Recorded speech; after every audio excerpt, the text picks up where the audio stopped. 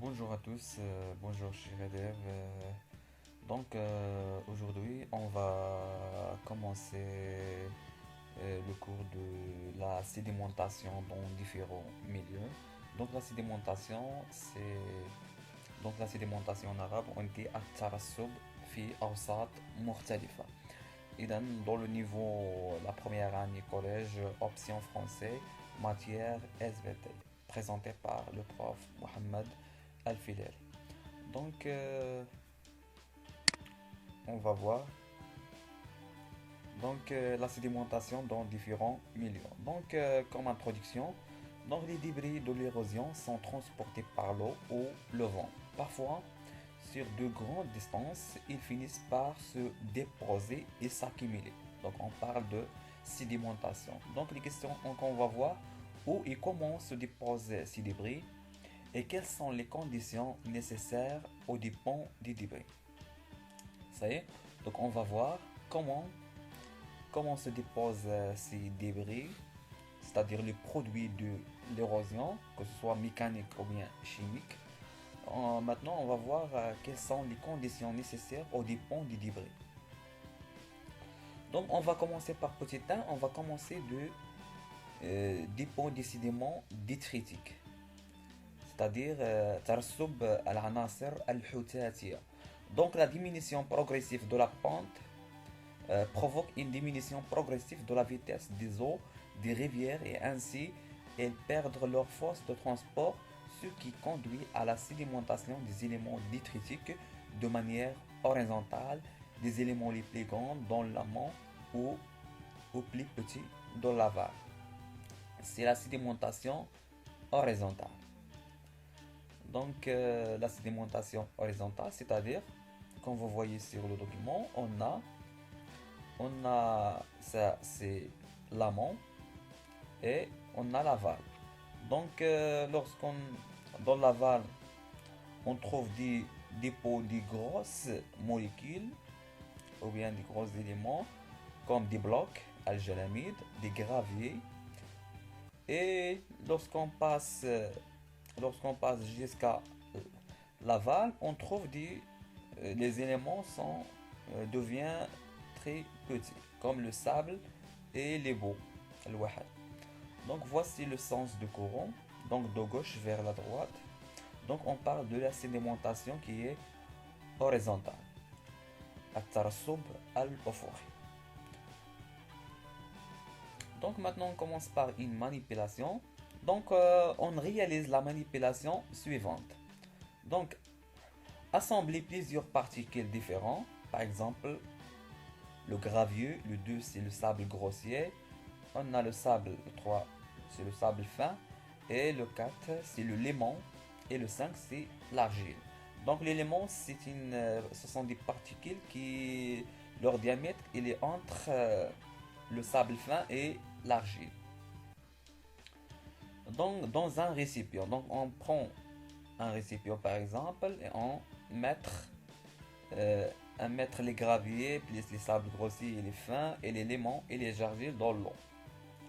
Puis on mélange le tout et on va obtenir le résultat. Donc, dans un bécher de 1 litre, remplir d'eau, verser l'ensemble des particules et laisser reposer pendant 1 heure.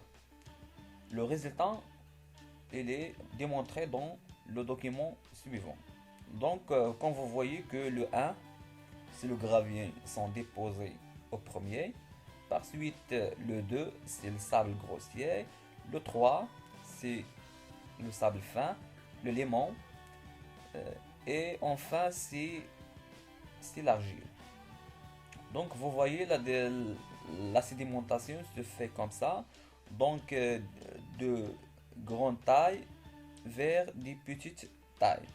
Donc, déduction, par exemple, dans les bassins, comme les lacs, les barrages, etc., dont la vitesse de l'eau est faible en île, les éléments transportés se déposent selon leur poids. Des plis petits au haut, au plus grand en bas. Ça y est. Donc la sédimentation en bas, on a de grande taille et en haut de petite taille. Donc on parle de sédimentation verticale. Donc نتحدث في هذه الحالة عن الترسب العمودي. Donc par suite on va voir les sédiments ou bien le dépend des sédiments chimiques. Donc l'eau de mer contient un ensemble des éléments chimiques comme les sels. Lors de l'évaporation, l'évaporation de l'eau, ces sels se concentrent dans les lagunes, par exemple, pour donner des évaporites. Donc, la définition d'une lagune, une lagune est une étendue d'eau généralement peu profonde, séparée de la mer par une barrière.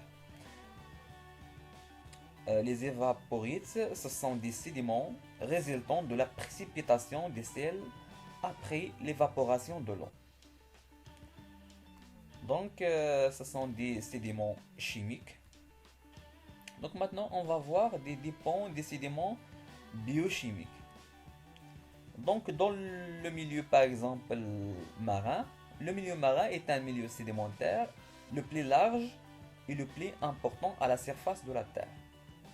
Il se caractérise par la proximité des continents et par la profondeur des eaux, ce qui influe sur la dynamique des eaux et le type des sédiments.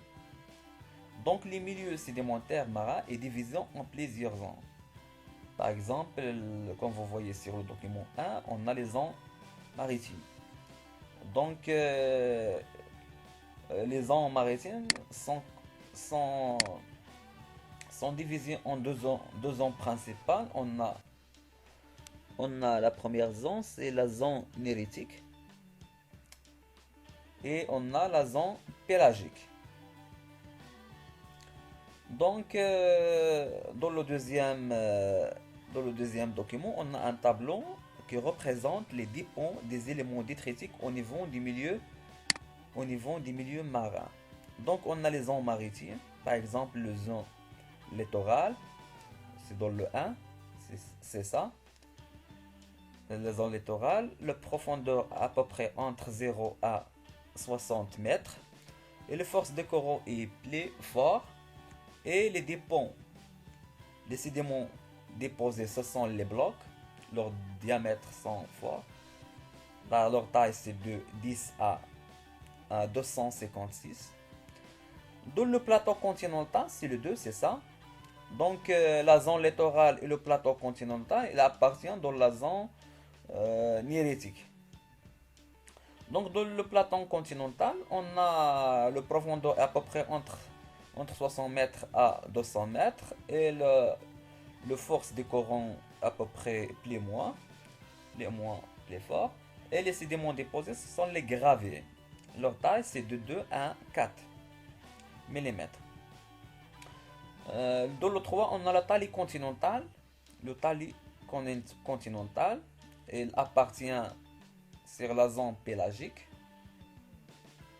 Donc la force de courant devient petite. Les sédiments déposés, ce sont les sables. Et leur diamètre est, ou bien leur taille en millimètres est 0,0063 jusqu'à 1. Dans la plaine abyssale, il est aussi appartient à la zone pélagique. La profondeur est à peu près entre 2000 mètres à 5000 mètres. La force de courant devient faible. Et les sédiments déposés sont les baux. Et leur taille en millimètres, ce sont de 0,04 à 0,05.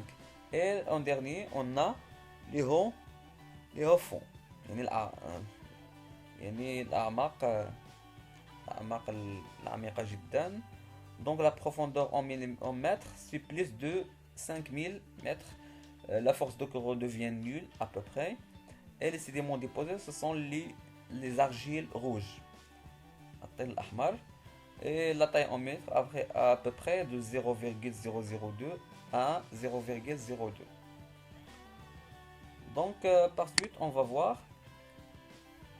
Donc dans l'océan en général, une quantité importante des éléments du sang est utilisée par les organismes planctoniques. Donc le silice des sangs est utilisé par les radiolaires. مشعات, pour construire les tests siliceux. Le calcium dissous est utilisé par les foraminifères pour construire les tests calcaires, الضلوع الكلسية. Donc, après la mort de ces êtres vivants, leurs tests s'accumulent et forment des bouts siliceux et calcaires dans les fonds océaniques. Donc, c'est la sédimentation biochimique. Donc, pour résumer, donc, nous allons voir la sédimentation horizontale, la sédimentation verticale. Nous avons parlé sur la sédimentation chimique et maintenant on a déjà parlé sur la sédimentation biochimique. Donc, nous avons arrivé à la fin de cette vidéo. Je souhaite une bonne lecture et merci pour votre attention. Merci.